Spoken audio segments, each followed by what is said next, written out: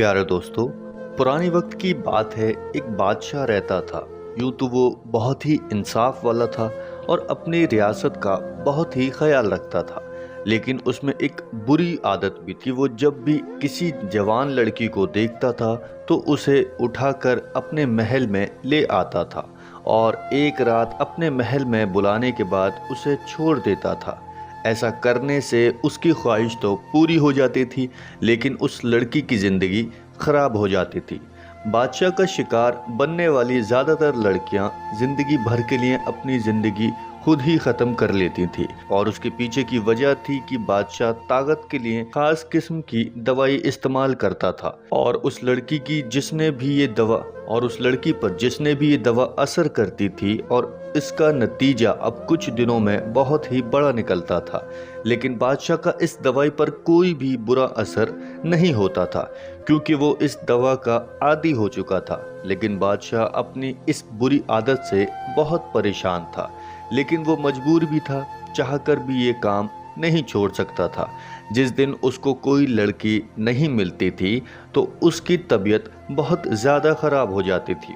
बादशाह ने इस काम के लिए अपने एक खास वजीर की ड्यूटी लगाई हुई थी। घोड़े पर बैठकर शहर के बाजारों में निकल जाता था और चुन चुन कर खूबसूरत लड़कियां पसंद करता, और फिर उनके घर वालों को मुंह मांगी रकम देकर लड़कियों को खरीद लेता था। फिर तमाम लड़कियां बादशाह के सामने पेश कर देता था, और जो भी लड़की बादशाह को पसंद आ जाती थी वो बादशाह के साथ रात गुजारने के लिए चली जाती थी। बाकी तमाम लड़कियां वापस भेज दी जाती थी, लेकिन उन लड़कियों को वापस भेजने से पहले वजीर उनको अपने कमरे में ले जाता था और एक एक पाई उनके जिस्म से वसूल कर लेता था। यूं समझ लीजिए कि बादशाह एक इंतहा और अच्छा इंसान था, लेकिन वो अपनी ख्वाहिश से मजबूर था। वो आया कि लड़कियों को बर्बाद कर रहा था। लोग इतनी दौलत देकर खामोशी से अपनी लड़कियां बादशाह को पेश कर देते थे। अगर कोई शख्स अपनी बहन या बेटी देने से इनकार करता था तो वजीर अपने सिपाही बुलाकर ज़बरदस्ती उस लड़की को उठाकर महल में ले जाता था। कुछ वक्त गुजरा था, बादशाह का एहसास हद से बढ़ गया। उसका वजीर उसे हर वक्त मलामत करता और उसे बुराई से रोकता था।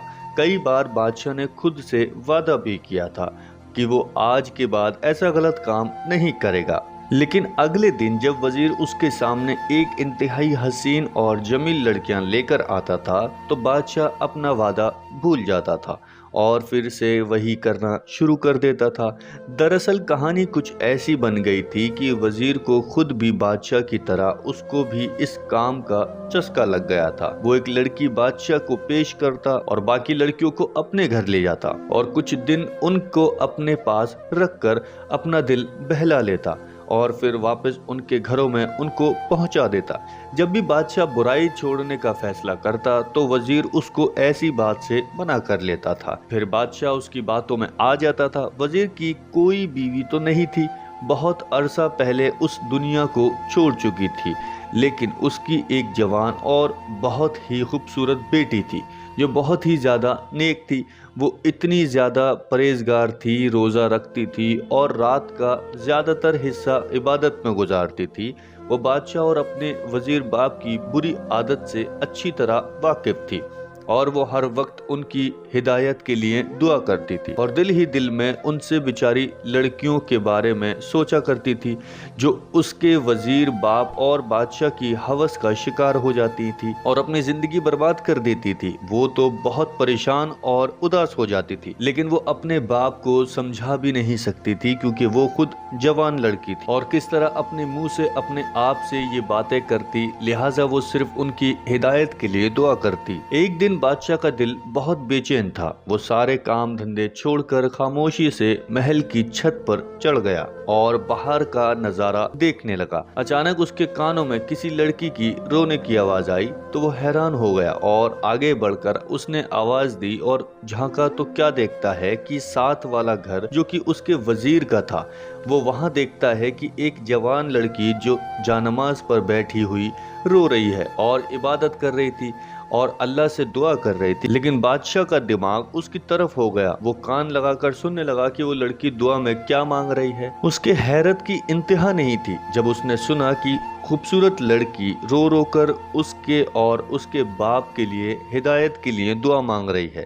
بادشاہ اس لڑکی کی دعا سننے کے لیے اتنا مجبور ہو گیا کہ اسے پتہ ہی نہیں چلا کہ وہ خود بھی اس میں رونے لگا۔ اس کا دل پلٹ چکا تھا۔ اس نے وہاں کھڑے کھڑے سچے دل سے توبہ کر لی اور دل میں ارادہ کر لیا تھا کہ وہ آج کے بعد کسی بھی لڑکی کے ساتھ گناہ نہیں کرے گا، چاہے وہ مر ہی کیوں نہ جائے۔ شاید اس لڑکی کی دعا قبول ہو گئی اور اس لڑکی نے جانماز سمیٹ لی۔ بادشاہ یہ تو جانتا تھا کہ یہ گھر اس کے وزیر کا ہے، لیکن اس کو یہ نہیں پتا تھا کہ وہ خوبصورت لڑکی کون ہے۔ بادشاہ نے نیہا دھیما کو بلایا اور اس لڑکی کا حلیہ بتا کر اس کے بارے میں پوچھنے لگا۔ اس کے بعد اس نے کہا، حضور، یہ آپ کے وزیر کی بیٹی ہے جو ایک انتہائی عبادت گزار ہے، نیک ہے۔ بادشاہ کو مزید جانے کی ضرورت نہیں تھی کیونکہ وہ اپنی آنکھوں سے سب کچھ دیکھ چکا تھا۔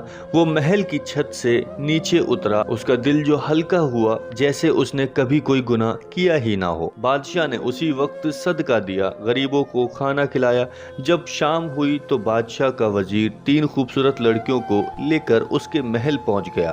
کہنے لگا، حضور، ان میں سے ایک اپنے لیے پسند کر لیجئے۔ لیکن بادشاہ سچی توبہ کر چکا تھا، اس لیے اس نے وزیر کو سختی سے منع کر دیا کہ تم آج کے بعد میرے لیے کوئی لڑکی نہیں لاؤ گے۔ وزیر پریشان ہو گیا اور سوچنے لگا، اگر بادشاہ نے اس کام سے سچی توبہ کر لی ہے تو وہ مفت میں حسین اور جمیل لڑکیوں سے کیسے مزے لے گا۔ وزیر نے بادشاہ کو گانا چالو کر دیا اور اسی طرح کی باتیں کرنے لگا۔ اس کے بعد بادشاہ نے اسے منع کیا اور کہنے لگا، مجھے تمہاری بیٹی چاہیے۔ اور اس کے بعد وہ وزیر اس کے پیروں میں گر پڑا اور بادشاہ سے کہنے لگا کہ ایسا مت کیجیے بادشاہ۔ پھر بادشاہ نے اس کی بیٹی کا واقعہ بتایا۔ پھر اس کے بعد دونوں نے سچی توبہ کر لی۔ دوستو، آج کی کہانی سے آپ کو کیا سیکھ ملی، آپ ہمیں کمنٹ باکس میں جا کر ضرور بتائیں۔ ہم آپ سے ملیں گے ایک نئی کہانی کے ساتھ، تب تک کے لیے خدا حافظ۔